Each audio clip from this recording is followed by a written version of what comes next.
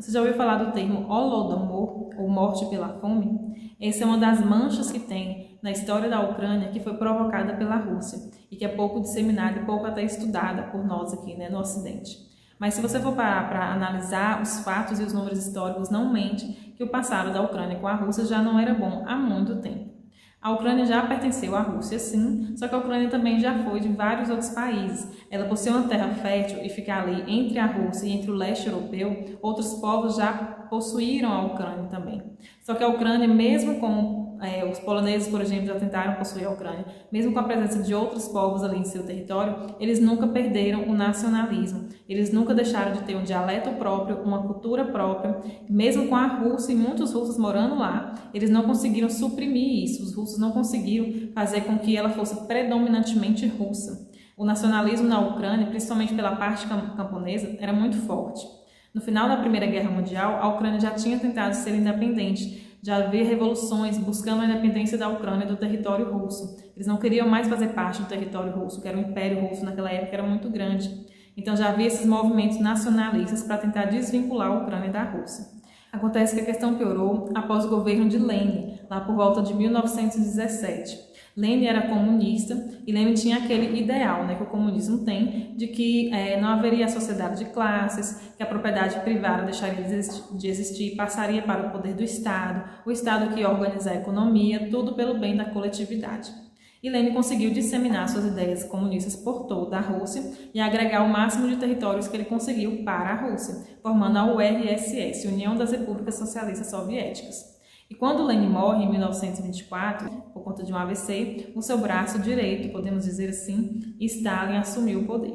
E Stalin era muito pior do que Lenin, tanto na questão de disseminar o comunismo, quanto na questão de usar os seus soldados, inclusive contra a própria população que se negava a ser comunista.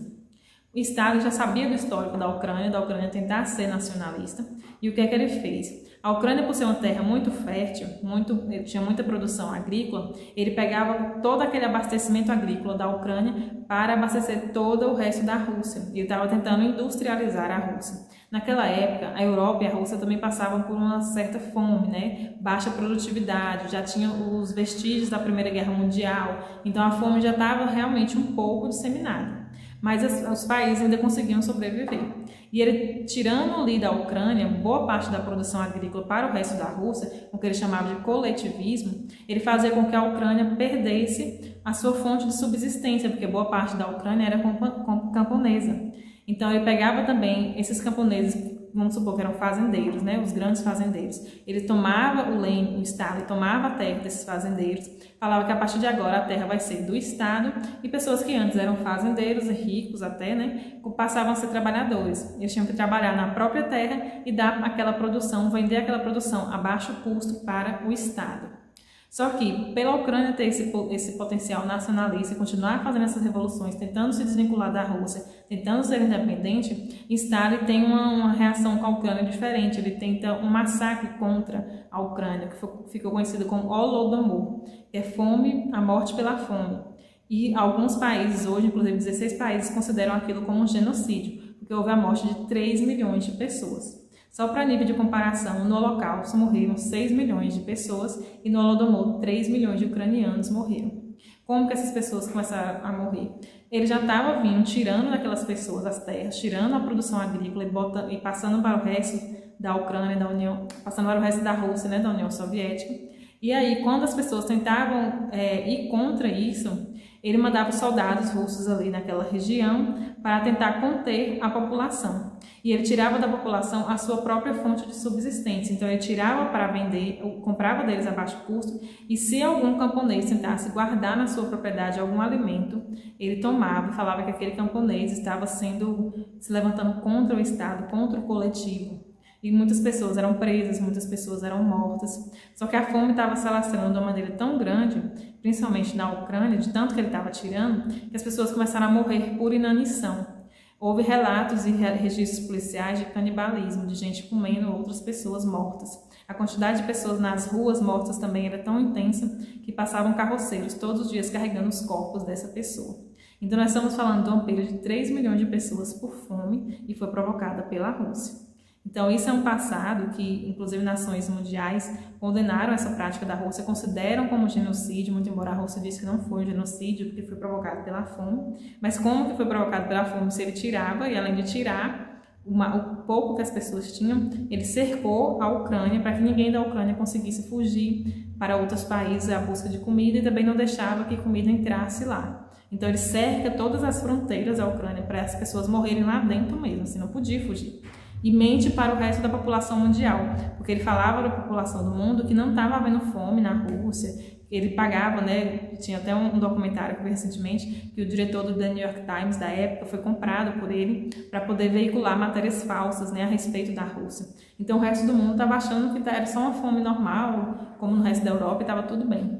Então depois alguns jornalistas conseguiram, né, ir escondido para a Ucrânia e veiculou o que realmente estava acontecendo lá. O resto do mundo ficou estarrecido com as fotos, com os fatos. Inclusive esses jornalistas, um dos principais, acabou morrendo pelo povo de Estado, né, que acabou matando ele. Então nós temos uma série de atrocidades que acompanham aí a Rússia com a Ucrânia. Em 1991, com a queda e enfraquecimento da URSS, da União Soviética, a Ucrânia enfim consegue a sua independência, se tornando um Estado independente. Só que como boa parte da população russa já morava na Ucrânia, há essa separação entre pessoas que são pró-Rússia, que preferem a Rússia, que falam que a Ucrânia até hoje é da Rússia, e pessoas que são pró-leste europeu, que querem fazer parte da Europa, que não querem manter relações com a Rússia e que consideram, sim, todo o passado trágico que a Rússia cometeu com eles, principalmente em 1933, no Holodomor. E em 1991, quando eles conseguem ali a independência, a Rússia meio que não respeita muito bem esse nacionalismo, né? Sempre tentando ali tomar a Ucrânia de volta, sempre com essas tentativas de considerá-los como fazendo parte da Rússia. Em 2013 para 2014, foi eleito um presidente lá na Ucrânia que havia prometido que iria estreitar as relações econômicas com a Europa e fazer a Ucrânia fazer parte da OTAN. Só que depois de eleito, ele não cumpriu o que ele prometeu e se tornou muito aliado de Putin. Putin já era presidente da Rússia, já tem uns 20 anos que esse homem está na presidência, foi presidente, foi ministro, depois ficou um tempo fora, foi presidente de novo, desde 2012, e agora que ele estava perto de sair em 2021, ele muda lá a emenda constitucional para que ele possa se reeleger por mais 2 vezes, ou seja, só vai sair em 2036, se conseguir. A pessoa ficar 36 anos no poder, é uma coisa assim, fora do normal. Mas enfim... Ele conseguiu aí ser presidente por esse tanto de ano, né? Praticamente uma ditadura ali na Rússia, porque tem gente que discorda, né? Que quando o povo elege não é ditadura, mas quando a pessoa muda a emenda da Constituição para ficar lá o resto da vida, praticamente uma ditadura disfarçada. Mas aí ele está lá, né? Nessas relações aí em 2013 com o presidente da Ucrânia, ele conseguiu tomar a Crimeia para eles. A Crimeia fazia parte do território ucraniano e ele consegue anexar a Crimeia ao seu território. Ele fez isso querendo ajudar o povo da Crimeia? Não, apesar da Crimeia predominantemente ter pessoas russas morando lá. Mas a Crimeia tem saída para o mar. E o mar da Crimeia ali são de águas quentes, eles não congelam na época do inverno. Diferente do território russo, que o mar congela. Então, estrategicamente, do ponto de vista econômico e de guerra, era bom para eles ter a Crimeia no território deles, por isso que ele tomou. Fora que ali a cidade de Donetsk e Lugansk, não sei se é assim que pronuncia, também está ali na fronteira entre a Ucrânia e a Rússia. E os separatistas, que são pessoas pró-russa, está há muito tempo, desde 2015, causando conflitos, querendo anexar essa região à Rússia, que inclusive é considerada por Putin como uma região independente da Ucrânia, como se não pertencesse à Ucrânia. E ele, inclusive, financia essas pessoas, né, com armas de guerra, com armas contra o próprio povo ucraniano, sendo que ainda faz parte do território da Ucrânia. Por aí você tira que ele já tinha intenções ruins há muito tempo.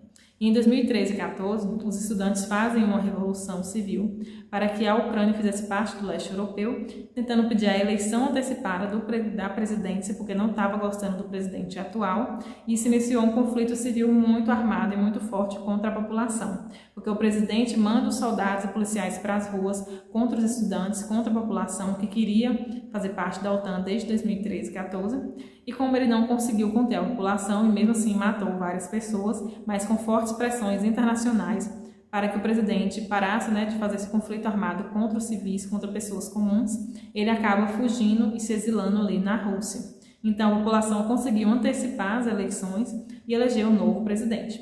Só que aí Putin, não satisfeito, né, e como esse ex-presidente já gostava dele, já tinha alianças com ele, eles tomaram a Crimeia e continuam nesses movimentos separatistas para tentar tomar a Ucrânia de volta. Desde o final do ano passado, em novembro, que a Rússia já vem colocando soldados ao redor de toda a Ucrânia. Então já tinha mais ou menos ali uns 100 mil soldados nas cidades nos países de Belarus, outros países que fazem fronteira ali entre a Rússia e a Ucrânia, então ela estava praticamente cercada. E foi por isso que os Estados Unidos alertou para que a Rússia tirasse esses soldados do redor da Ucrânia, porque além de prejudicar eles, poderia também estar armando aí um ataque contra o leste da Europa.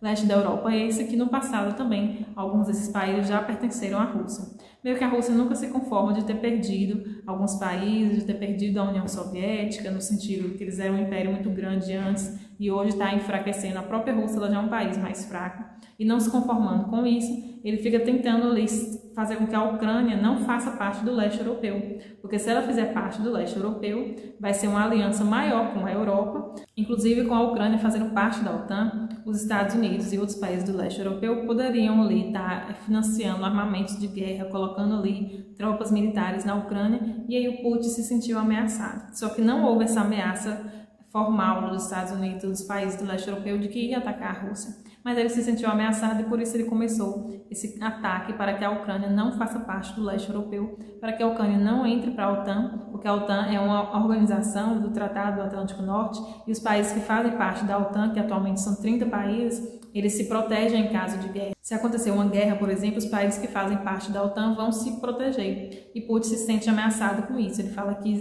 como a Ucrânia faz parte da fronteira, se a Ucrânia faz parte do leste europeu e da OTAN, acabaria que ameaçaria ali a fronteira com o país dele, né? No sentido de armamentos de guerra, no sentido de colocar tanques de guerra, soldados, etc., contra a Rússia, perto da fronteira dele. Mas eram ameaças e rumores, medos que ele tinha, não foi nada concretizado. Sem falar que a Ucrânia é soberana e o princípio da soberania diz que todo país tem o direito de decidir as suas próprias decisões. O poder soberano, um soberano eleito pelo povo, né, a representação do povo é o poder político. Isso faz com que o país tenha, sim, autonomia para tomar decisões políticas, para tomar decisões econômicas, sem interferência de países do exterior, de países de fronteira, de seja lá de onde for. Então, ele não tinha esse direito, esse poder de estar impedindo a Ucrânia de fazer parte da OTAN. Essa é uma decisão que só compete à Ucrânia. Mas Putin, como vários ex-presidentes russos, não se conformando ainda, né, em perder território, em perder poder, acabou aí contra-atacando e iniciando essa guerra, que infelizmente já tem 7 cidades atacadas, a capital já foi tomada, já tem mais de 100 e poucos mortos, e vamos torcer para que isso acabe logo e acabe em paz, né, para que várias mais vidas não sejam perdidas e para que outros países ali do leste europeu acabem não entrando na guerra e sofrendo também.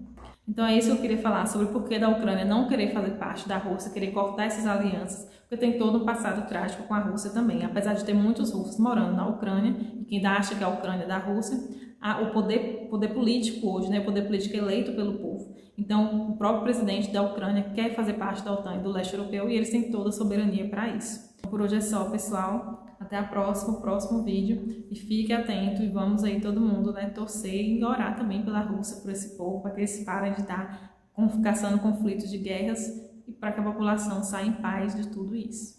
Até mais.